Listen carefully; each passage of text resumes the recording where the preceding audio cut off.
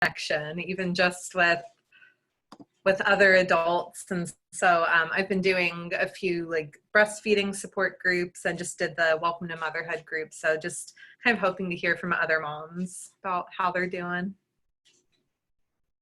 Great. Thank you, Susan. And Gloria, are you able to share with us this morning? Yes, so my name's Gloria. I have a daughter, Ridley, who's 7 weeks old, and then a 2.5-year-old who you can probably hear in the background, son named Ryder. So, and I have been meaning to get on to one of these support groups. I haven't made it till today. And I had gone when my son was an infant a couple of years ago and really enjoyed them. So looking forward to this. I'm so glad to see you again. Yes. Awesome. And Holly, and would you mind just introducing yourself? Sure. I'm Holly Kennedy, and I am a co-founder of Mother Tree Wellness Group, which is a virtual, we offer virtual services for moms in forms of individual and group coaching services. And I have 2 boys, they're 5 and 7. With both of them, I experienced some level of postpartum anxiety and depression. And even as a therapist, I didn't exactly know what was going on. So this has now become my passion work. And I always feel grateful to get to hop on with Laura and meet new moms. So thanks for having me here today. Our pleasure. Thank you for volunteering to jump in and support us.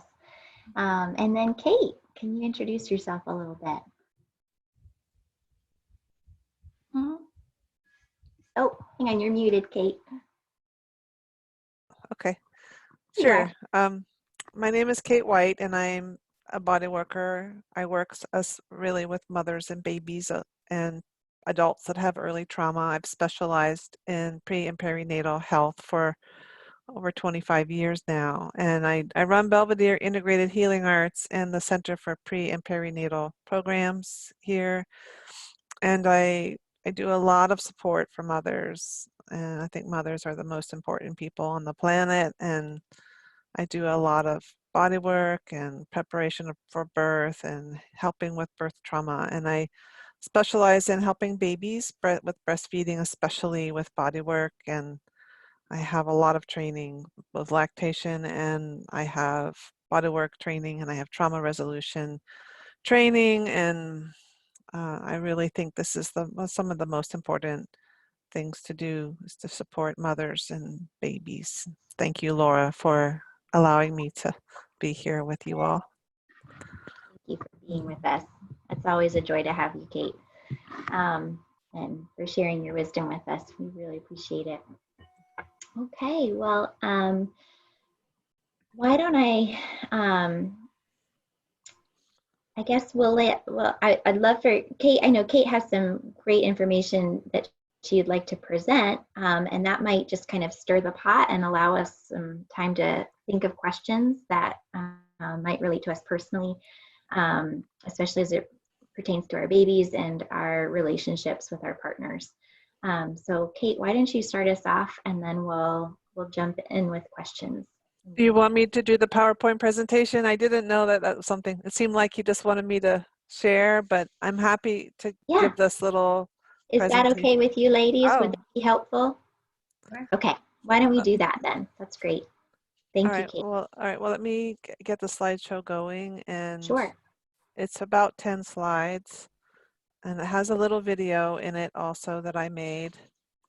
Okay, I'm gonna find you. Often when I do this, I lose people. All right. Okay, screen number 2. All right. So are you seeing one slide or 2? Just one, right? One.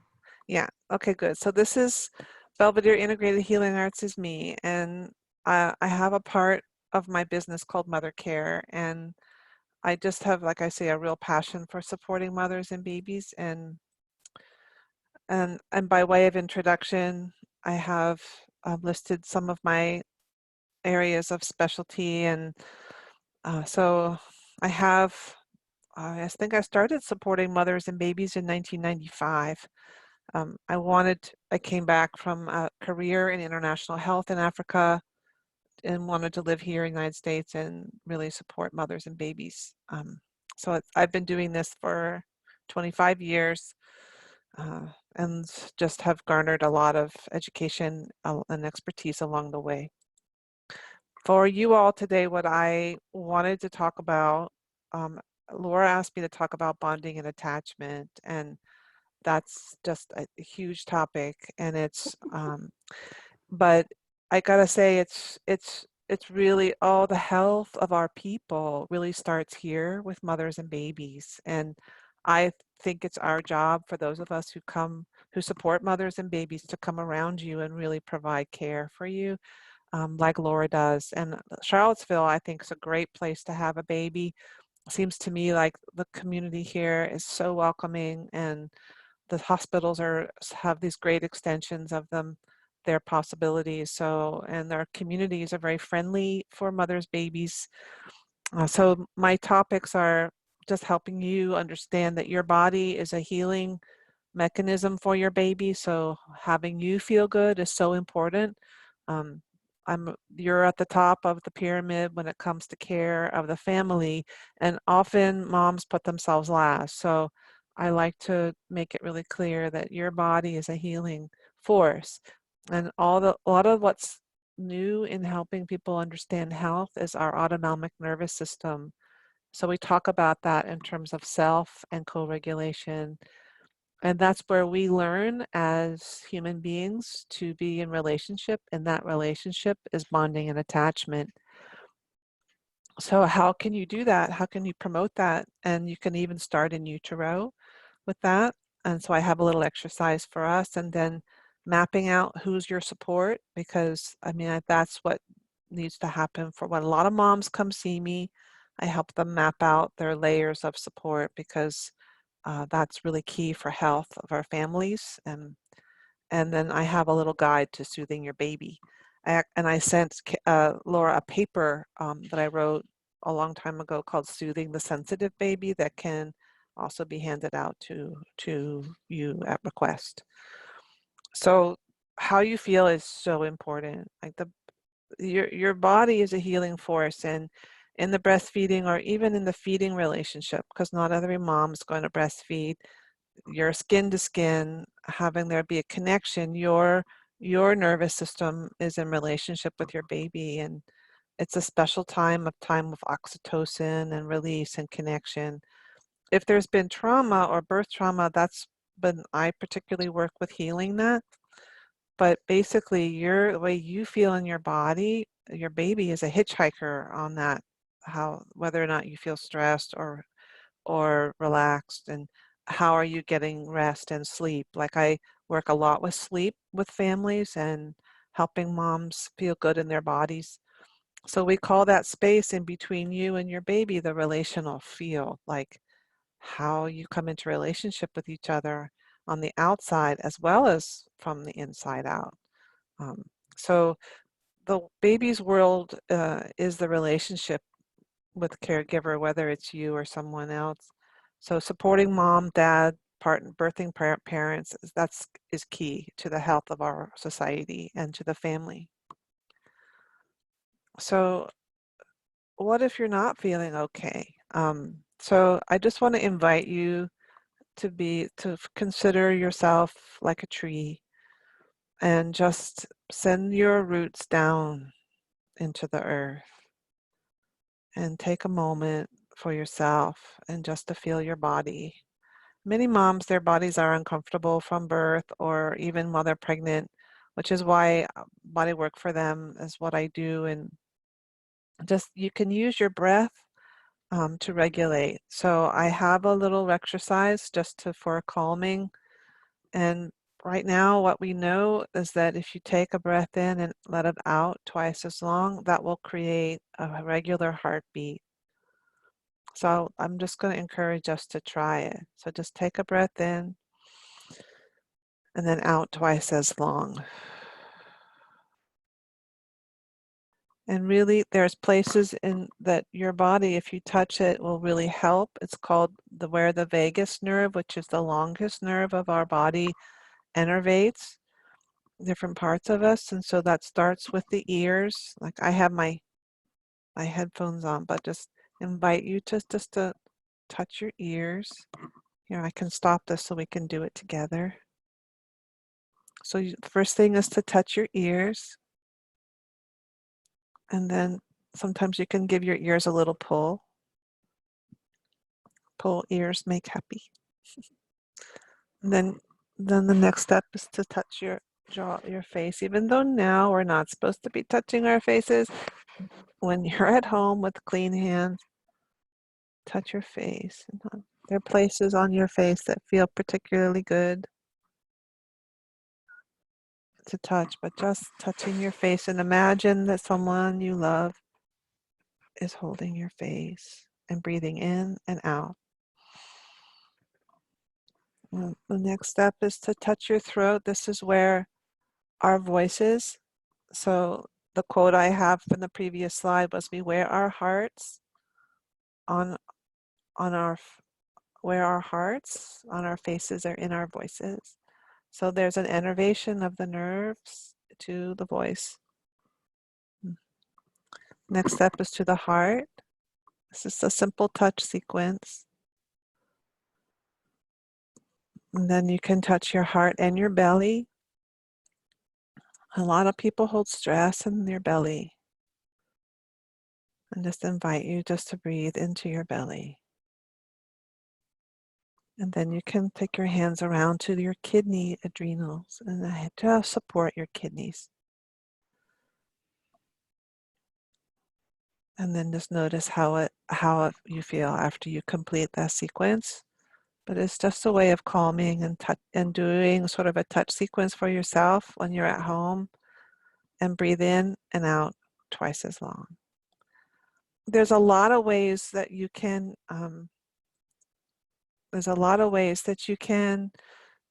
really help your body, and it's that sort of calming of your body and your connection with your baby allows for that connection, the slowing down, allowing there to be more calm, and how you feel in your body really helps your baby.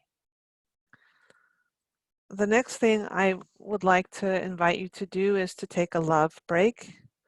So this is the work of a neonatologist named Fred Worth. He created a book called Prenatal Parenting. And it's just, you could do this pregnant, you can do this while your baby is sleeping on you, you can hold your baby. And I'm just going to invite everyone to get comfortable. This is a very short little video I made. It's 4 minutes long. Laura, is it okay if I play it? Is that all right? I can't see you, so I don't know. That's fine, Kate. Thank you. Don't go. All right. Take a love break with Kate White in the Center for Prenatal Perinatal Programs.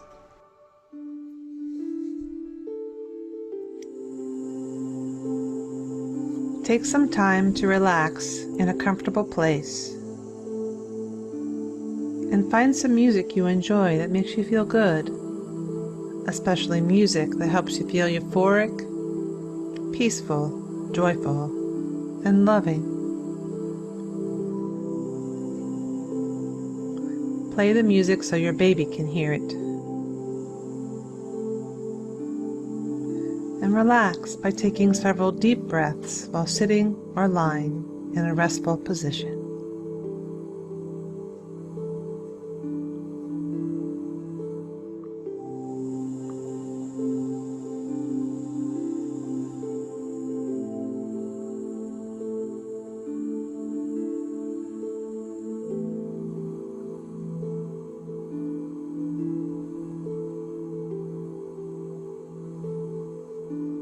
And then fill your senses with peaceful scenes, images, sensations like being at the beach, in nature somewhere, or in your favorite spot in your home. Be sure to use all your senses. Feel the breeze and the sun. Smell the forest or the ocean. Feel the shade of the tree. See the beauty all around you. Feel the comfort of the chair, the couch, or the bed. Your senses will create the neurotransmitter messenger molecules for your baby. And place a hand on your heart and feel your heart beat.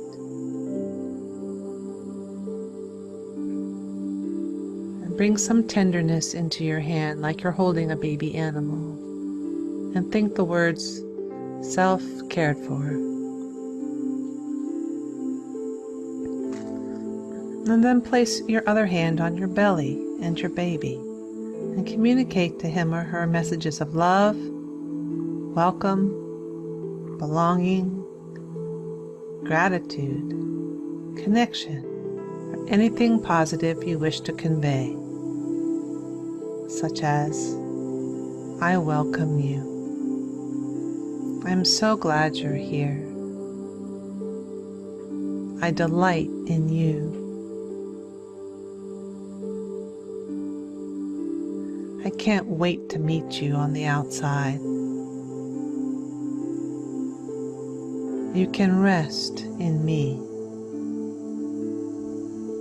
I am here for you. I will keep you safe.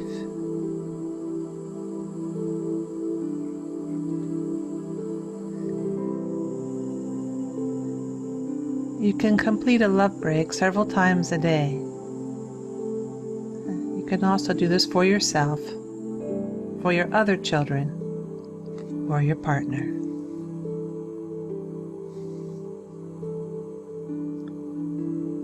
And just complete by taking more deep breaths.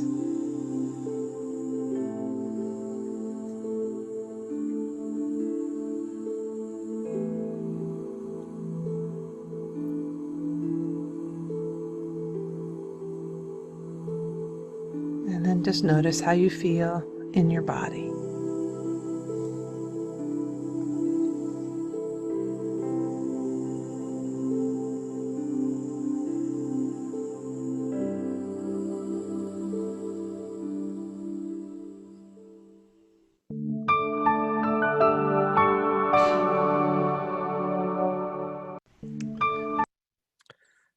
So my final sort of words to you, just by way of completing, like every baby, every body really needs 2 layers of support. That's for us how we come around you now, the job that Laura does and Holly and others.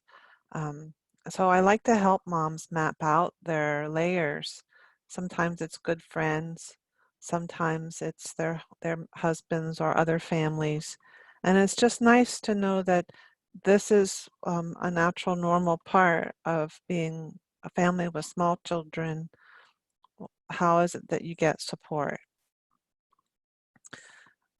When it comes to being with your baby, there is a little guide that I hand out frequently, and it's a little book called Calms, a guide for soothing your baby.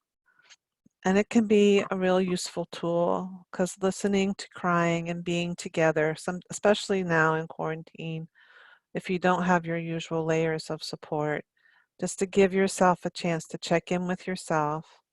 You allow for a breath. And then when you're listening to your baby cry, if you've done everything, see if you can sort of listen for what's happening, what they might be feeling. And you mirror back feelings, so you can just say, you're frustrated. And you're welcome to say how you feel too, like I'm frustrated too.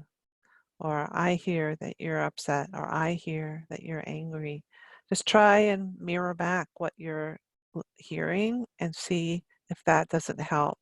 And then soothing baby in the manner in which you can, which is shushing or swaying or going outside, but just a guide for soothing your baby really can help when things ramp up. The hardest thing to do is to be with the baby that's hard to settle. So I have on the bottom of the slide, daytime is for expression. That's the sort of message I often give to parents, is to allow babies to express and talk and express what they need to say during the day, but nighttime is for sleeping. And finally, I just wanted to say that your body, that how you feel and your relationships at home, I promote the idea of sanctuary, which to me is sort of a sacred and safe place. Your body, your relationship, and your layers of support, that's sanctuary. And we need to help with that, protect that, and come around you so that you feel safe and connected to your baby. Okay, that's kind of all I had for today. Thanks for listening, and I hope that gave you a sense of resourcing for yourself and ways to connect with yourself and your baby. There's so much more, but for now, I wanted to create little nourishing messages and things that you could do for yourself and your baby this morning. Thank you. Thank you, Kate. That's always so good for us. We all need it so desperately. So I really appreciate you sharing those sweet words and calm messages. Christine, I see you've joined us too. I'm glad to see you. Susan, is this your friend, do you think? Okay, great. And maybe you were with us on Thursday as well, Christine? Same friend? Maybe not. I don't Yes, I was. Sorry. Oh, took a great. second to hit that That's button. okay. No, so glad you're here with us. Thank you. And hopefully you were able to catch most of what Kate was sharing. Do you mind real quick? Sorry, I was just a little late. That's okay. There's no late here. We are recording this, so I wanted to make sure that was okay with you. Is that okay, Christine? Yeah, that's fine. Okay. So don't, feel free to share whatever you feel comfortable sharing with us. Do you mind sharing how old your baby is? So my baby is 6 weeks old. Well, I guess 6.5 now. Yeah. Good. Well, I'm glad you're here. Thanks. And Holly, do you want to share any words of encouragement or thought behind kind of that, just the changes that are most likely going on for these new moms or moms of second children, as it relates to their relationship with their partners? Yeah, sure. So the first thing one of my favorite words is the word "and," because I feel like often somewhere along the way we get the message when we're growing up or whenever it is that we can experience one emotion at a time, and that's just not how it works. So we can feel happy and grateful that we have our baby and that our family has grown, and we can feel resentful and frustrated and angry and overwhelmed at the same time. And I want to bring this up because as we talk about changes in family dynamics, there's often a lot of emotions that are triggered through that. And oftentimes emotions kind of get labeled good or bad. And what I'd love for us to do is to kind of take away those labels, take away those categories, because emotions are just emotions. It's responses to situations and environments, and they're really healthy emotions to have, because oftentimes they're telling us something, they're indicating maybe an unmet need, or maybe it's just a storing up that needs to be expressed. So that's my first thing going into when we talk about couples and some situations that we might be encountering as our family dynamics are shifting when we bring home a baby. So "and" is one of my favorite words. I mean, I definitely use it every day. I love having my children home all the time, and it is really hard, really, really hard. So trying to create space for both, for an array of emotions can just be a really powerful, validating experience for yourself and for your partner. I'm curious if there are, I mean, I have a few kind of, there's like 3 main things I was going to go over today as it relates to kind of couples and family dynamics. But I'm curious from the moms who are here, is there anything in particular in terms of when baby came home, what that shifting experience was like in relation to the family dynamics?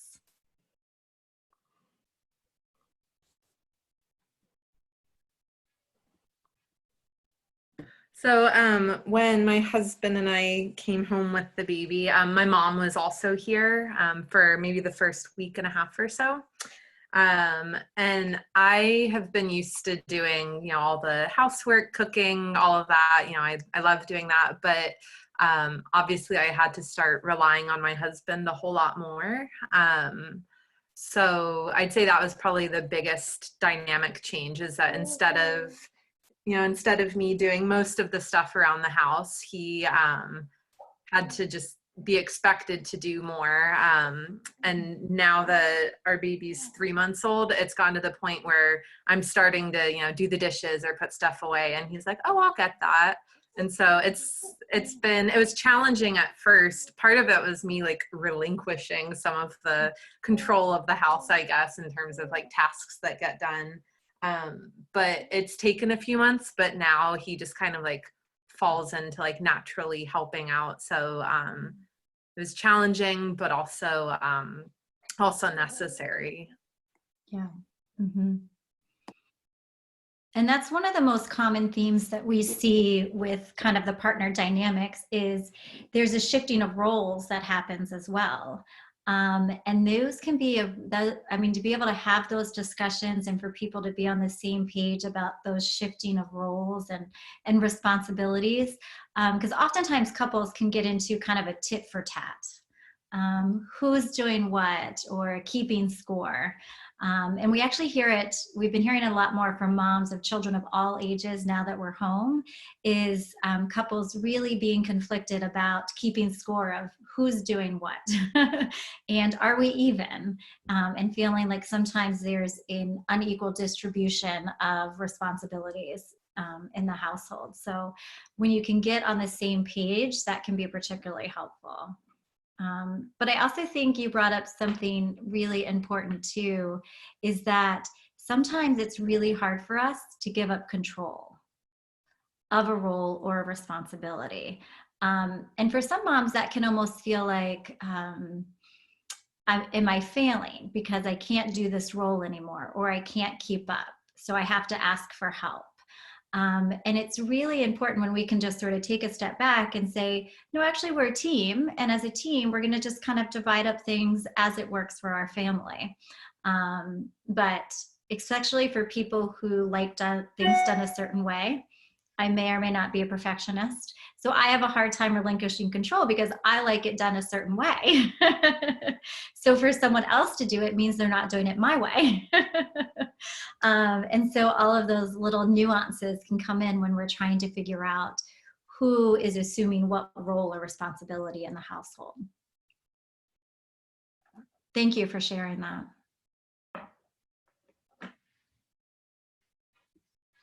Anyone else having or has encountered some shifting or changing in dynamics that they'd like to mention?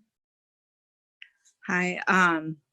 So we have 2 children now. We have a 7-week-old and a 2.5-year-old. And so our big dynamic is we've totally divided and conquered. And so my husband cares for my son and I care for the baby. And so that's been definitely different. Sometimes I really like miss my son or miss, spending time with him or caregiving more for him. Sometimes it's like, a newborn so hands-on. Like sometimes I feel like I don't get to hug him as much as I want to, or just like touch him because my hands are full, literally. So did that happen naturally for you all, that sort of divide and conquer, or was that something you all talked about ahead of time? We didn't talk about it too much. I think it may have come up like briefly, but it definitely happened naturally too, I would say. So much so that I remember the first time that my son really saw my husband hold the baby and like help her when she was fussy, he was like, oh, dad can take care of her too.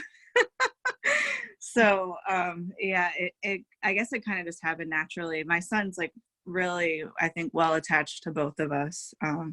And he loves his dad. And so I think it happened naturally mostly. Yeah.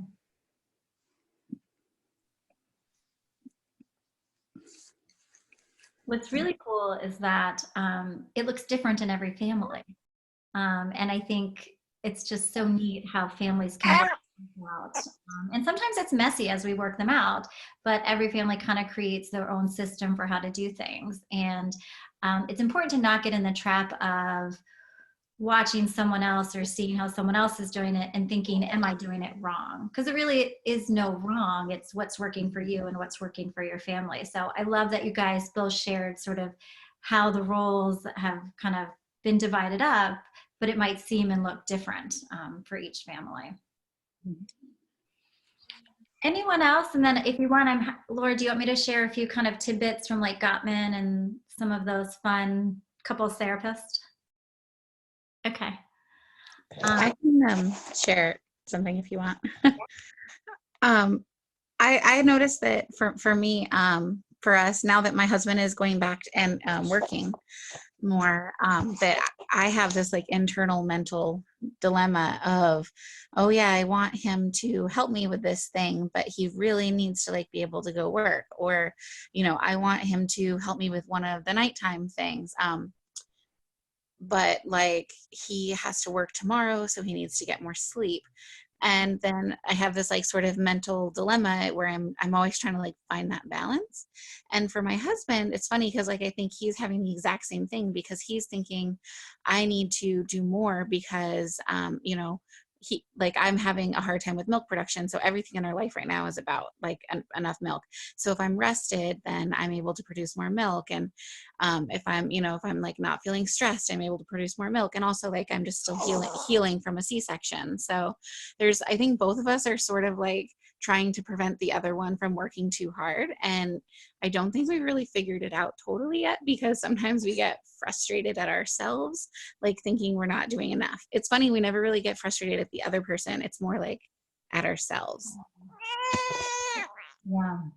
Yeah. Thank you so much for sharing that. I feel like that's so common, and it's all brand new. I mean, everyone's trying to adapt to their new roles with the baby coming home, and it's hard to figure that out. And especially people working from home now, and there's a variety of different responsibilities that we're faced with that we might not have had before. So that can be particularly tricky. Have you all been able to kind of have a conversation about, you know, it's almost like, so I saw a mom do this once before and it was kind of cool. She had like a whiteboard and it listed like the responsibilities, and then they sort of made note cards and shifted it around to give it a visual of, you know, who can assume this role for today or that day. Because that's the other thing, is it's gonna change, it's ever changing. And so we're really tasked with kind of adapting quickly for those kinds of things, which can be tough, because just when you think you have it figured out, the baby or something changes. You're like, hold on. That can be really hard. Yeah, that's true. Or just the responsibilities of the day. And you're right, like the working from home thing adds a complication because you know, like for example, I need to prepare her bottle and she's crying. He wants to come and hold her, but he's like in a meeting. So then he's like, oh, give me the baby. And then she's crying and I'm like, give her back to me. You can't do your meeting. Yeah. It is. But earlier I was saying how I feel like being at home all the time just really kind of blurs our physical, emotional, and mental boundaries right now. I have a 5 and 7-year-old, and they can't figure out what role I'm in at any particular time of day. I can't either, quite honestly, because everything just seems to be kind of, the fluidity can be nice, but it can also be hard because it's like, okay, who's doing what at what time? That can be particularly hard to figure out. Yeah. And especially right now when I love Kate's visual of 2 layers of support. That second layer of support is distant right now, and we're forced to rely on mostly that first layer of support. And if we're lucky enough to have maybe a family member quarantine with us, like, I think that's a really marvelous solution, but rarely possible right now. It just doesn't. I'm seeing it some, but not as much as I wish, honestly. Even for my own circumstances, we have grandparents in town, but they're not. We're doing some outdoor meetings together, but nothing like truly helpful, hands-on in each other's homes kind of work. And it's exhausting to not have that normal built-in support that we're used to having, and that I preach is like essential, especially with the newborns. But honestly, all of child rearing and parenthood is done in a village, and you need more hands than just your own so much of the time. Kate, I don't know if you have any thoughts behind that right now, or suggestions for creative. Well, I actually have been listening to the moms in my world and advocating for layers of support. And a lot of women have said that they actually have found that more in this COVID time, which has been surprising. Many women have said they've loved having their husbands home or their partners, like they have partnerships if they're not married or if they are same-sex couples, but they're so wonderfully surprised how nourishing it has been to have their husband around, even if he's working or their partner working. And then I work a lot with single moms too that have made the commitment to being a parent, and there's been a lot of outreach. I don't know about the 3 of the mothers that are here, or Holly, if you, or Laura, if you haven't, you've heard more of that, but there's been a lot of community support for people. There's been a lot more outreach and meals made, and so the women that I've worked with have really cultivated knowing that they need more support. And I also love our postpartum doula community. We have a really good one. Holly, I don't know where you live, but postpartum month 10 community. Diane Berenger and I work often in tandem with families. And so I don't know if that answers your question, Laura, but I have felt like there's been a surprising silver lining to this COVID time. Good. Yeah. It's funny because I feel like, and I don't know, maybe Susan, you also have like a super really little one. I didn't hear the age of everyone else's babies, but I've felt the support in some ways, like people coming and visiting outside the window and, you know, looking through the window at the baby. And even if they're just there for like 5 minutes, they leave and I feel much better. Like I just feel like this sense of like just feeling better. But sometimes with a new baby, I feel like the support you really need is someone like holding the baby, or like, I don't know, folding laundry for you or something like, you know, and I will say like some people have made me meals, and that's like a real tangible, like incredibly helpful form of support that makes a big difference. But it's odd because I feel like a lot of people talk about this COVID thing as like, oh, you get your partner with you. But for me, it actually made it not as good because my husband's paternity leave is shorter than it would have been otherwise because of COVID. So, and my like plans for work are messed up because my business was messed up by COVID. So I have to go back to work earlier than I would have otherwise just to try to salvage it. And so it's interesting because like I have heard some people say that, but I feel like the people saying that are maybe ones with like a little bit older kids where they're kind of past that my baby has to be held all the time and I just need like one more set of hands. I don't know if anyone else has experienced that.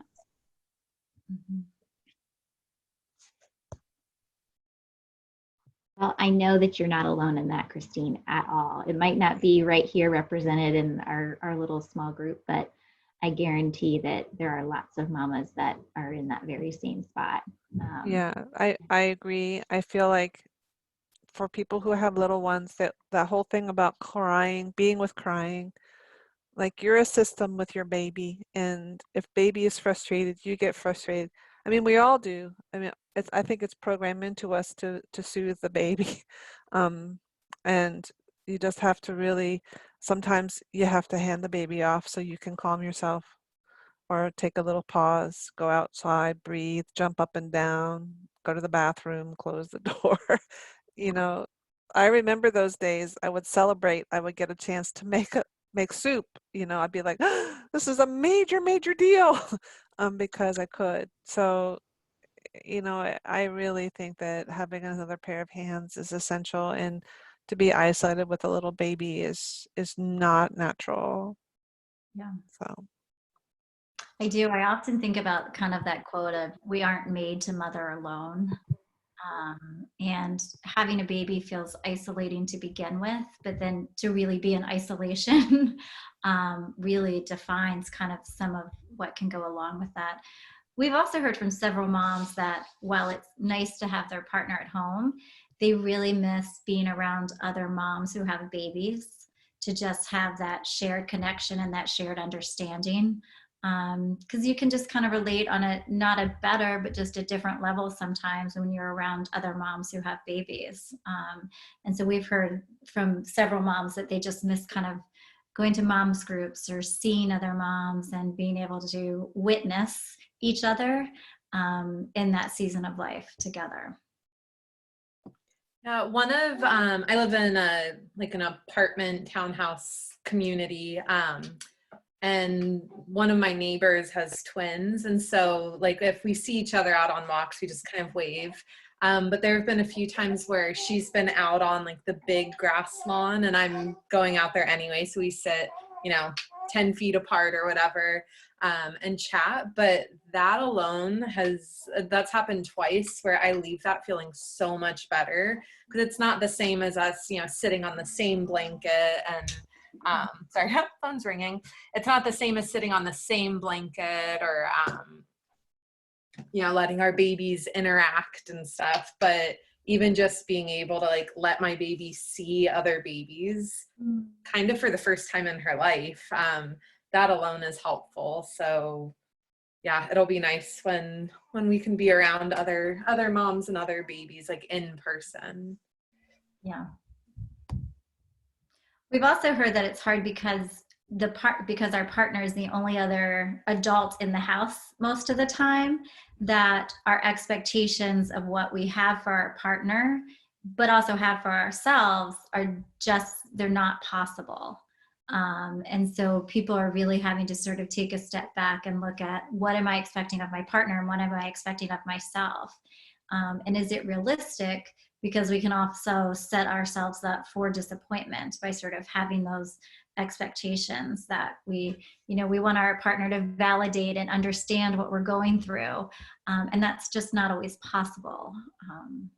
And so sometimes that can lead to just a low level of resentment or misunderstanding, I think. Definitely. I agree with that. I am at home all day long, and I love the time with my 1-year-old, but it's not what I'm used to. I'm used to going to work, and I'm used to being around adults and having adult conversations. So when he comes home from work, of course he's exhausted and he's tired, but like, I guess it's like, I don't say he's expected me to like cook dinner or have the house clean or whatever, but I'm just so overwhelmed with trying to do things with him during the day, and then trying to figure out like where my place is at home.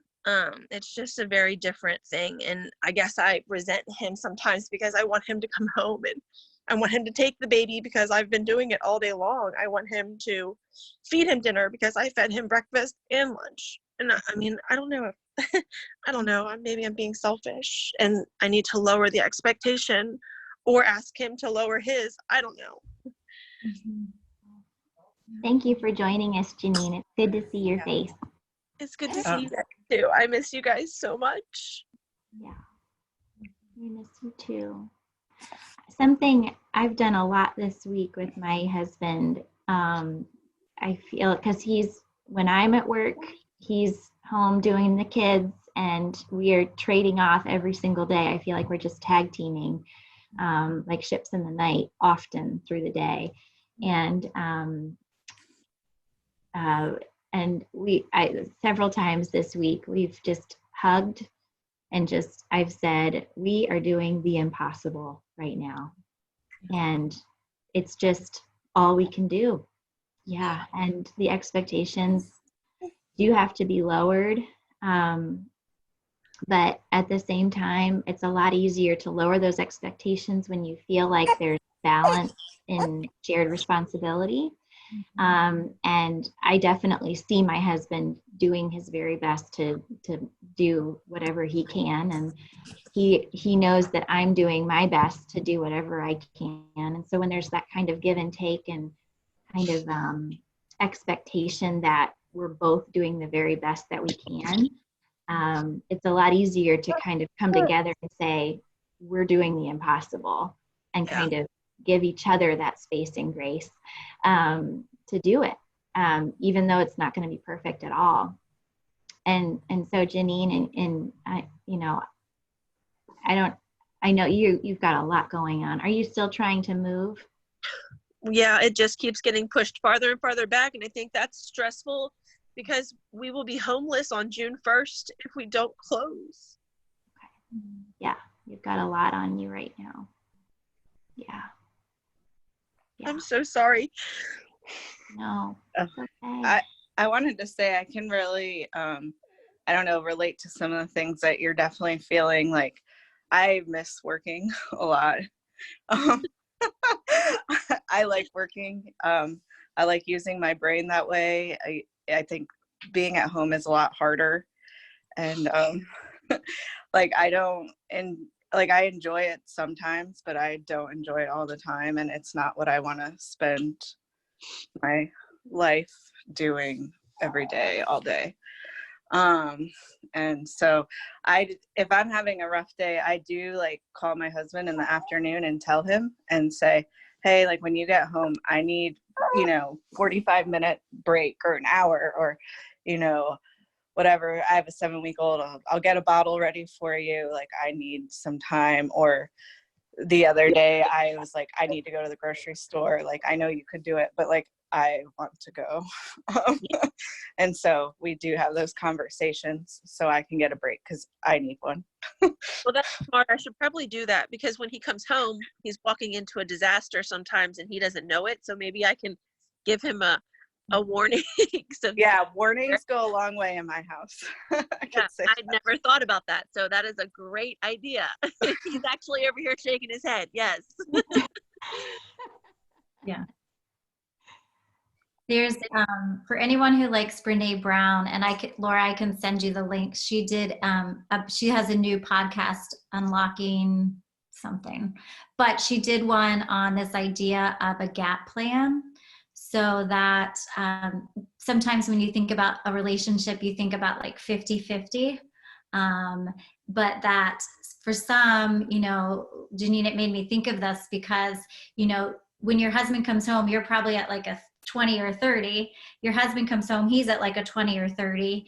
And so you guys are experiencing a gap of 40 to make up that 100. And Brene has this really great idea about developing a gap plan so that when you guys can recognize that neither of you are at your 50-50, what is that plan to make up that 40%? And how you can kind of, she describes it as a really nice visual, I think. And oftentimes relationships don't operate 50-50. And so it's kind of she talks a little bit about how we can, because what happens is when we're kind of emotional and upset, we're not using our executive functioning parts of the brain, which just doesn't happen. So it really talks about the idea, and such a powerful tool for couples is to develop these plans when people are both kind of in a nice, calm, maybe do some of Kate's calming, body calming, and then develop a plan for what that looks like, and kind of modify it from there, because it can be really helpful to be able to visualize what this might look like. It's a great idea. Yeah, thank you, Holly. Feel free Yeah. to share that resource. Yeah, put in the link in the chat because I just went to Google it, but I would love to know because that sounds perfect, because I find that so many men have their idea of what their role is, and so many women really need exactly what you're talking about. Like, I've had enough. I need you to take the baby, and the guy's like, I don't know about that. So there's another really good resource. It's called Becoming Us.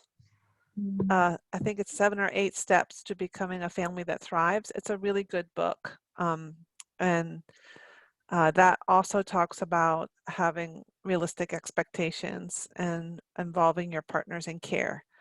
So I can put that up in the chat also, but I love this idea of really calling on our partners to take responsibility for what they need. I like you found it really hard to be at home all the time with the little ones, and I was very isolated, especially with my second baby, my first baby too. So, and I loved going to the grocery store by myself. But I just want to give you the biggest hug. So, yeah.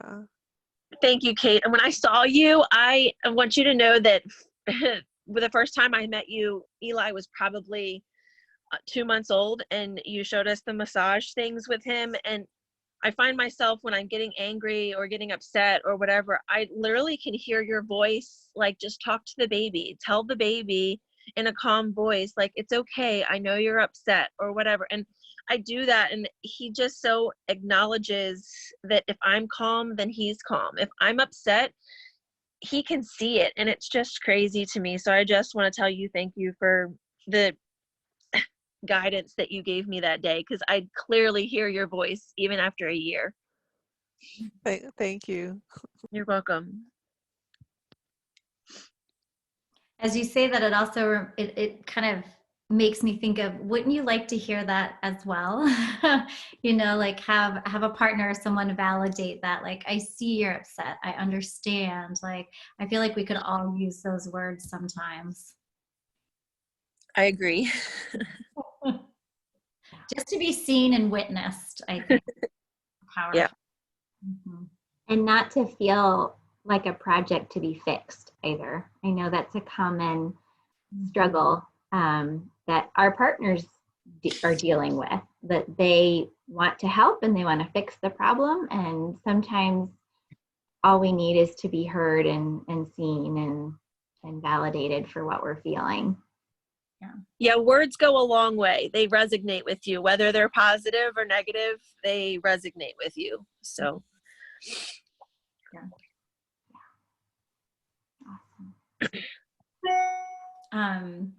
I'll just, if anyone has heard of the Imago dialogue?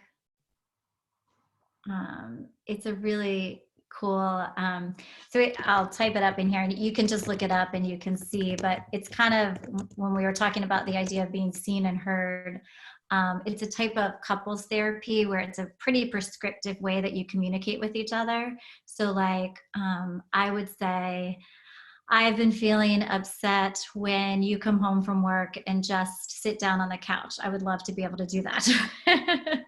And my partner would not respond to that, but they would say, let me see if I have this correct. You've been feeling upset. And basically they're just repeating exactly what you said.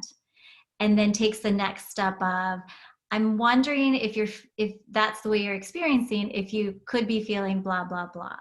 But it really adds that validation piece, and it slows down the conversation, and it can be such a powerful tool for couples to use. Because the other thing it does is it shows how we filter what someone else says to us through our own lenses. So like my partner and I have tried this, and I try to repeat back to him what he says, and I'm terrible at it. I'm a therapist and I am horrible at it. And it drives me crazy because he's an analyst and he can like do it like that. I'm like, bah! But it really goes to show me that he was actually providing me with what I needed, but I wasn't hearing it. because I was filtering it through so many other things. I think the Imago dialogue, I think, is just a really cool tool that can be used to slow down communication and create that sense of connection and validation. Yeah. As Laura said, we often know what we need to do to fix something. We just want someone to understand. I agree. It's almost like it's that monologue or whatever is I've heard the saying that people listen to respond or listen to listen. So it almost makes you listen to listen, because and 9 times out of 10 I get very defensive if he says something to me and it's not that he was being rude. I just took it that way, and if I'd have just taken 3 seconds to listen to how he said it, it might not have been so defensive in my mind, if that makes any sense. Totally. Mm-hmm. It's that pause. It creates that pause, which, yeah. Makes sense. Wonderful. Laura, can you make sure that book that Kate just mentioned about the couples thing? I really would like to get that book. So I didn't write it down. So I was wondering if I've got it. Yeah. Okay. And Janine, just so you know, you're the only one that I didn't get to pre-warn, but we are recording this meeting. Is that okay with you? Yeah, that's fine. Okay. Perfectly fine. I am totally okay. This is mom life. It is. And you are doing a great job of it. I'm just going to tell you that right now. Thank you for being present with yourself and with the people around you. And it's important to demonstrate that vulnerability, because you're not alone in that at all. So I've always appreciated that about you and your honesty to be transparent with our mamas in our group here. So Yes, always. But yeah, I'm taking some notes and I'll put that in our little highlights, but we're also going to post this this recording so others can enjoy it too. Wow, I feel like we've gleaned a lot of really wonderful tips and resources already this morning, and we even had a shortened meeting because of our technical issues. So I'm just so incredibly grateful for the minds that have been brought together this morning. Do you guys, as moms, do you guys have any other kind of thoughts or questions that you want to bring forward as we're closing things out here? Just be you. You're enough. I say that every day to myself. I love that. And happy Mother's Day, by the way. Yeah. I think this was an incredibly fitting space this morning as we're in this Mother's Day weekend to remind ourselves. And Kate, I so appreciate how much you have poured into putting out there the importance of mothers in our world, and how just important and kind of strategic it is to be able to value mothers kind of as the top of the family, and making sure that if mothers are stable and mothers are supported, it trickles down to every single other person in that family, but as well as the community at large. And that is really a powerful thing to recognize.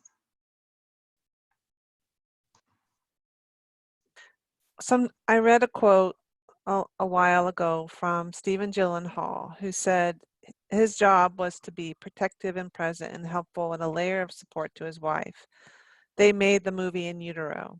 So he wrote a blog that said, what would happen to our world if we all pretended that we were all pregnant all the time? And I operate like that. I feel like we would be a much better world if we cared better for our mothers and babies and really help them feel supported, especially in your body. Your body is a healing force. Who you are is healing. It can be, and if you're not supported well enough, then it can really show up, and not in necessarily in your family, but I see it everywhere. And that's why I love when you ask me, Lori, to come. Absolutely, I will be here to support these moms and you all, because this is the most important work to do on the planet.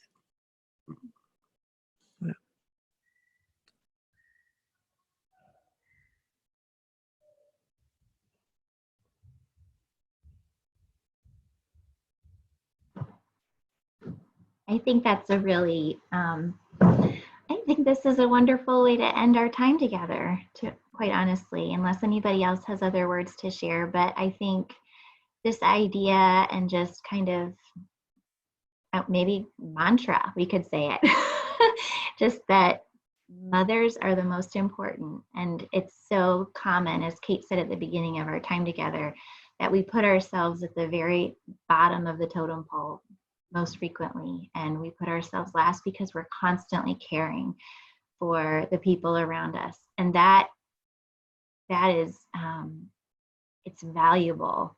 And that is the way that we were designed to be helpers and how to care for those around us. But to be able to see ourselves as also really needy, and that we need to be cared for, and we need to be cared for in such a way so as we can care for the people that we've been given to care for. Many of you have heard my own story of just my process in learning that through my own children and my 3 boys, and 2 of which have special needs. And that was a really long, hard process for me to learn. And it took until number 3 to really drive it home and recognize it as a true need for me. So anyways,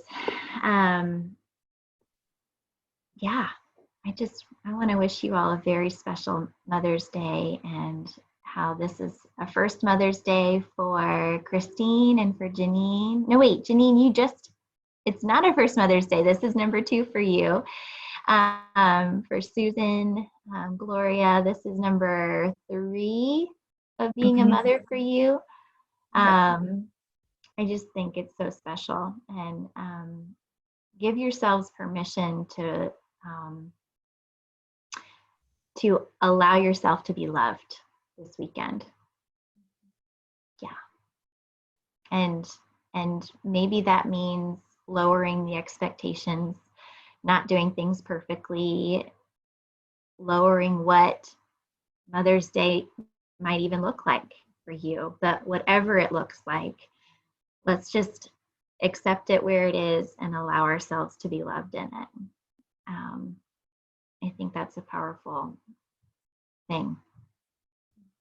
Whatever tokens of appreciation, maybe it's even just a hug or a thank you, or any ways that you are being loved on by the people around you, or both near and far.